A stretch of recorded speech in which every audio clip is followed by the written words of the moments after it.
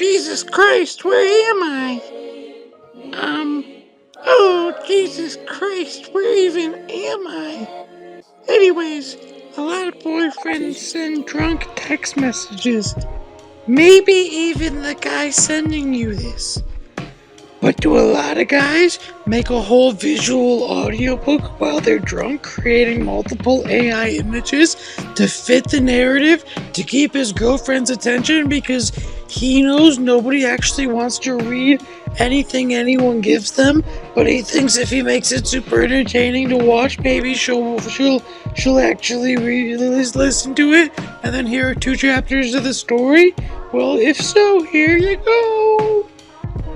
What you want to know before watching or listening to this video is Matthew, or Matt, is a toad.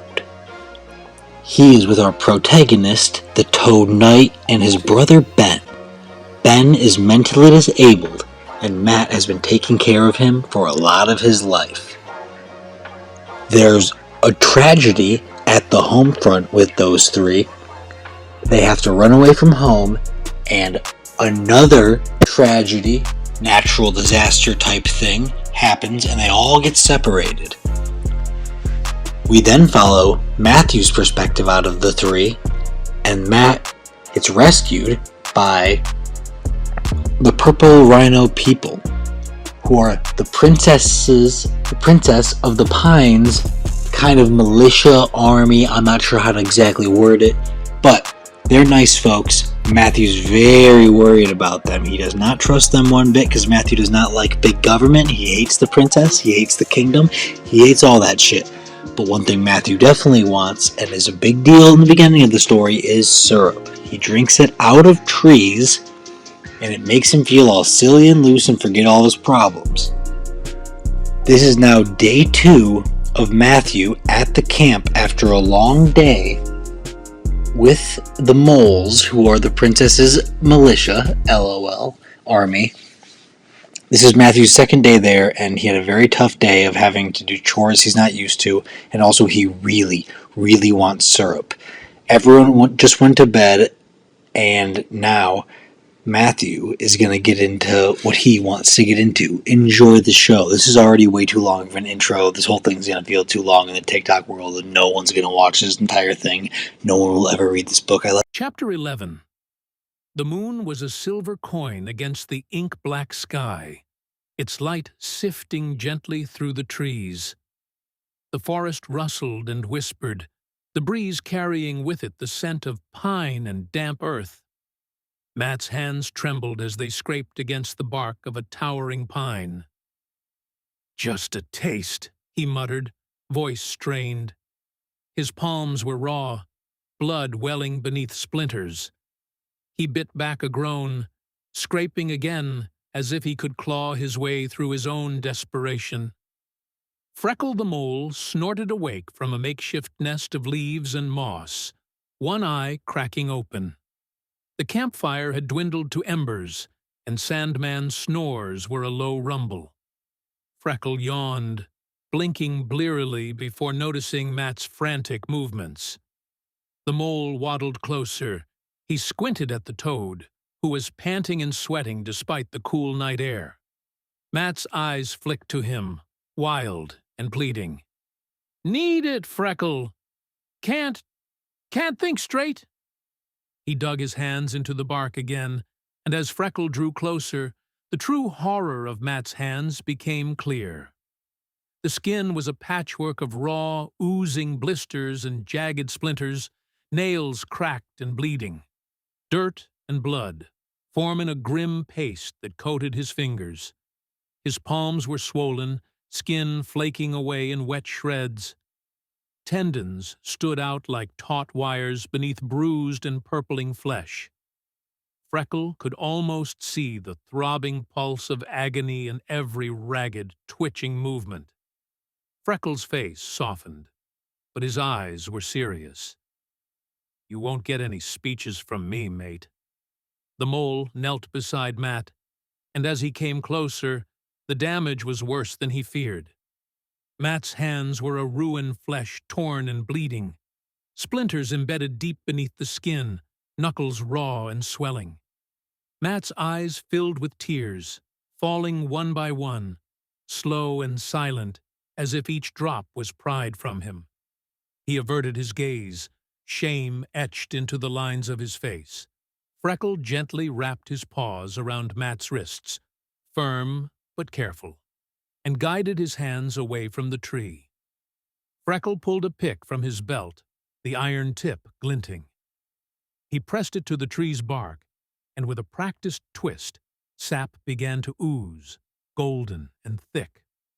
Matt's eyes twitched, his breath hitching until Freckle murmured, "It's all right, man. Enjoy it." Matt lapped at the sap hungrily, shivering as the sweetness filled him. Freckle kept a steady paw on his shoulder. Matt lapped at the sap hungrily, desperation etched across his face. His eyes were wide, glassy with a mix of hunger and shame, pathetic, childlike, trembling with need. He avoided Freckle's gaze, tears slipping down his cheeks one by one, shame boiling over even as the sap coated his tongue. Freckle watched as Matt's lips fastened around the tree wound, drinking greedily. It came too fast, more than he could drink. Matt coughed and sputtered, but desperation drove him on, swallowing in frantic gulps.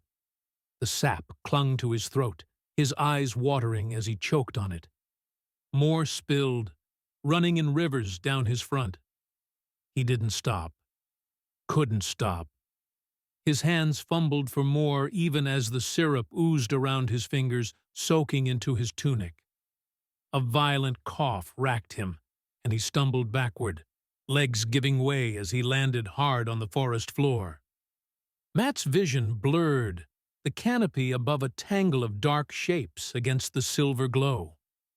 He blinked, fighting dizziness, but the warmth of the sap coiled deep in his belly. A gentle numbness. He could barely recall what had sent him into a panic in the first place. A strong paw grabbed the back of his collar, and Freckle's voice murmured something. Soft, low, and unintelligible. Matt barely registered it as the mole dragged him backward through the woods. The rough ground scraped his legs and arms, but the ache in his belly swallowed it all. His gaze rolled upward, caught by the fractured moonlight streaming through the branches. Shadows danced, and the world spun. Through the haze, Matt stared at the moon, bright and beautiful. Then he saw it. The moon, entranced, as a single black drop formed on its crest, sliding down like ink on porcelain. It pooled at the base with drops from the previous nights. "Oh, yeah, Ben." The name slipped from Matt's lips, a faint, slurred whisper. The warmth in his gut soured, a prick of guilt that slid deeper, and the first sob wrenched free, dragging after it a flood of tears. Freckles' voice carried over the night, a low and steady prayer, soft, mournful, beseeching. The sounds blended, Matt's wretched sobs, Freckles' murmured plea, carried on the night air. The forest listened, leaves rustling with a whispered grief, and the shadows grew long and cold. It was a fitting hymn for the state of the kingdom, a song without instruments, crowds, or rousing verses. Just the desperate prayer of a mole and the broken weeping of a lost soul. Of all the songs that war would inspire, this would be the truest. Ugly and unembellished, the rawest reflection of a world teetering on the edge. Chapter 15. Lip Splinters. The river was a mirror of soft gold and silver, the first light of dawn stretching pale fingers across the rippling surface. Mist clung low to the water, ghostly and thin, curling around stones and reeds. The world was quiet, cradled in the heavy hush that comes just before morning's true arrival. Freckle knelt at the water's edge, paws cupped as he rinsed the blood and dirt from Matt's battered hands. The toad was sprawled on his back, a heap of limp limbs and dried sap, chest rising and falling with the deep, slow rhythm of a body given over to exhaustion. Bruises marred his skin in shades of angry purple and sickly yellow, and the remnants of dried sap clung to his throat and chest like old scabs. Freckles' own fur was matted and damp, eyes shadowed from a sleepless night. "Spirit above," Freckle whispered, the prayer, a gentle murmur carried away on the cool breeze. "Mend what is broken, heal what is wounded, guide this soul back to strength." The water was icy, numbing Freckles' paws as he bathed Matt's hands, letting the river wash away the grime. The prayer was a rhythm, a steady cadence he had known since childhood, soft words for strength and solace, spoken in times of need. His voice was low, steady, as constant as the water's song. Matt's eyes fluttered open, lids heavy and reluctant. The waking world blurred before settling into focus. The sky was streaked with pink and orange. The aching stiffness of his limbs came first, then the raw sting of his hands, pulsing in time with his heartbeat. He winced, lips dry and sticky, the taste of sap bitter on his tongue. The memories of last night trickled back, slow and foggy. The hunger, the tree, Freckles' voice urging him to drink. Shame washed over him, a clinging weight. He looked down, watching Freckles' paws work with precision, washing away the last of the sap and blood. A blush crawled beneath Matt's skin, heat pooling in his cheeks. He wanted to shrink away. He risked a glance at Freckle, who caught his eye and held it. "We don't have to talk," Freckles said, his voice gentle. The mole's expression was kind but firm, as if to say that whatever had happened, it was over now. Matt's throat tightened, a knot of tangled feelings, gratitude, shame, the aching remnants of hunger. But he nodded, blinking hard against the sting in his eyes. The forest was waking around them, the soft chitter of birds greeting the dawn.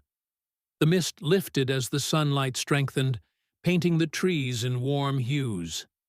Matt let the quiet fill the spaces where words might have gone, feeling a chill lift from his bones. Tears pricked at the corners of his eyes. He tried to brush them away, but more came warm trails slipping down his cheeks. He looked away, fixing his gaze on the river as the water caught the morning light. Freckles' voice wove back into the silence, a soft prayer. The words escaped low and gentle, rising like smoke from a quiet fire. Matt's breath caught, and the ache in his chest loosened, melting beneath the weight of Freckles' whispered devotion. It felt like an embrace, a comfort that wrapped around him, pressing close. Tears slid freely down Matt's face, unbidden but welcome. He shut his eyes and let the words carry him. The prayer ended, the hush returning. Matt opened his eyes to find Freckle gone. The riverbank was empty save for a patch of trampled grass and the faintest imprint of paw marks in the dew. But something else remained. Glistening in the morning light was a pick.